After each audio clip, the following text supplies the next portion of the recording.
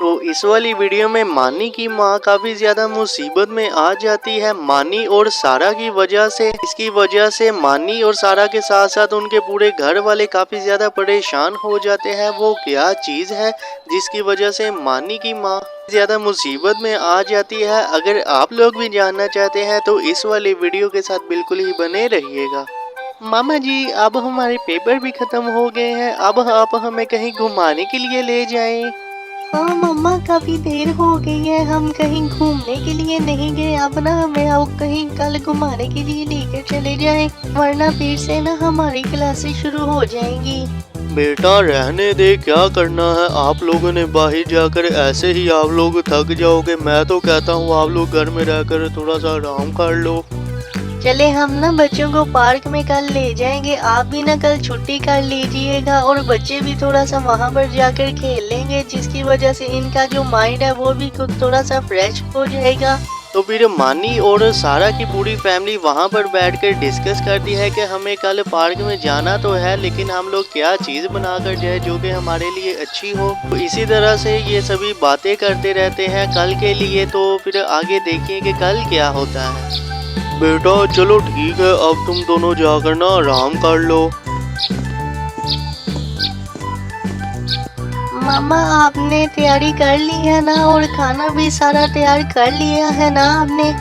हाँ बेटा, मेरा जो खाना है ना वो बस तैयार होने ही वाला है, और तुम भी बेटा जल्दी कर लो, तुम भी जाकर रेडी हो जाओ और मानी को कहो कि अपने पापा और दादा को ना खेतों से बुला कर ले। मैंने रात को कहा भी था कि आप रहने दीजिएगा सुबह, लेकिन वो फिर भी खेत के लिए चलेंगे। मानी को कह दो जल्दी से उन्हें बुला कर लाए।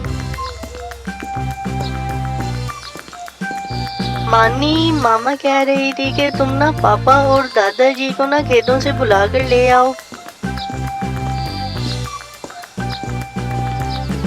पापा जी, दादाजी जल्दी से आ जाएं, मामा आपको बुला रही है पार्क में जाने के लिए, जल्दी से आ जाएं। अच्छा बेटा, हम आ रहे हैं, तुम जाओ। फिर मानी के पापा और मानी के दादा भी आ जाते हैं मानी और सारा और उसकी माँ के साथ पार्क में जाने के लिए। फिर ये सभी पार्क में चले जाते हैं और पार्क में जाने के बाद ये सभी लोग पहले बैठकर खाना वगैरह खाते हैं। और खाना वगैरह खाने के बाद जो मानी है वो अपनी माँ को कहता है कि मामा मैं थोड़ा सा खेलो। फिर मानी भी वहाँ पर खेलने के लिए चला जाता है।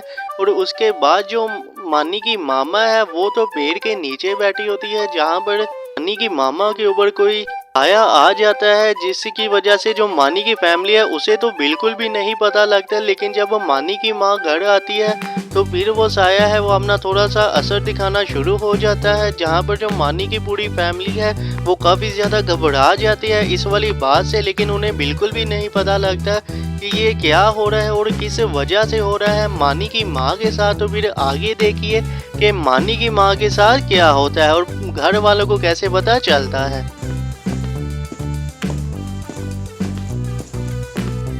मानी, सारा, चलो वहां पर जाकर बैठ जाओ, वरना तुम दोनों को मेरे से बहुत मार पड़ेगी।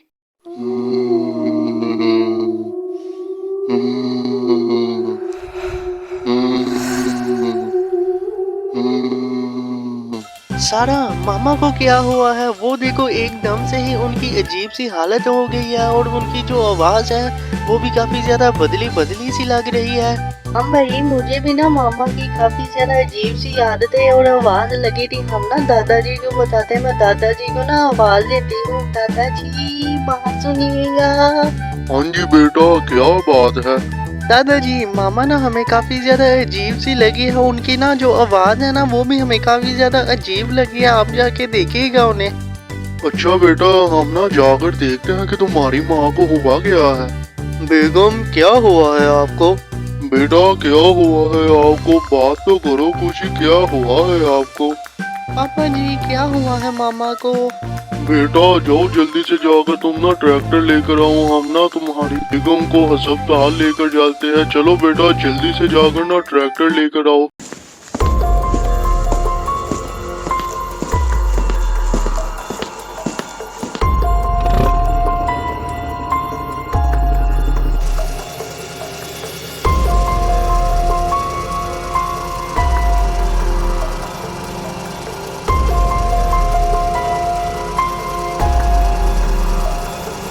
फिर मानी के दादा और मानी के जो पापा है वो मानी की मामा को अस्पताल के अंदर लेकर जाते हैं, जहाँ पर जो डॉक्टर्स है वो मानी की माँ को चेक करते हैं। लेकिन चेक करने के बावजूद भी मानी की माँ की जो तबीयत है वो उन्हें बिल्कुल भी समझ नहीं आती। लेकिन जो डॉक्टर्स हैं वो मानी की माँ को कुछ मेडिसिन दे देते हैं, लेकिन मेडिसिन खाने के बाद भी जो मानी की माँ है वो हमें ठीक होती हुई तो बिल्कुल भी नहीं दिखाई दी, बल्कि उनकी जो तबीयत है वो काफ़ी ज़्यादा बेकार हो जाती है। तो फिर आगे देखिए कि डॉक्टर्स की दवाई खाने के बाद मानी की माँ की जो तबीयत है वो तो ठीक नहीं हुई। जो मानी के घर वाले हैं वो फिर क्या करते हैं।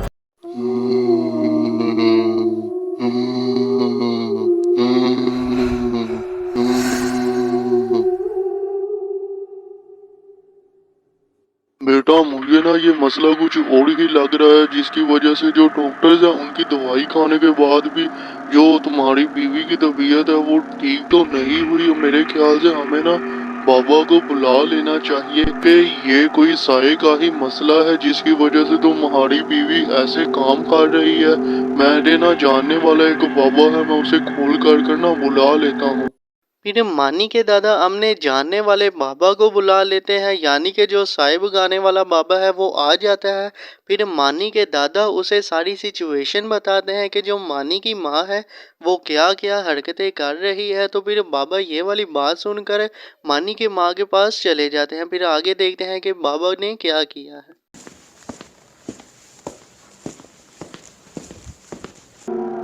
आपने ये सही डिसीजन लिया है कि आपने मुझे बुला लिया है, और अगर आप थोड़ी सी और देर करते तो मेरे ख्याल से ये जो मसला है वो काफ़ी ज़्यादा और बढ़ जाना था। और ये कोई डॉक्टर का मसला तो नहीं है, ये जो मसला है वो किसी जिन का ही है। मैं अभी देखकर अभी इन्हें ठीक कर देता हूँ।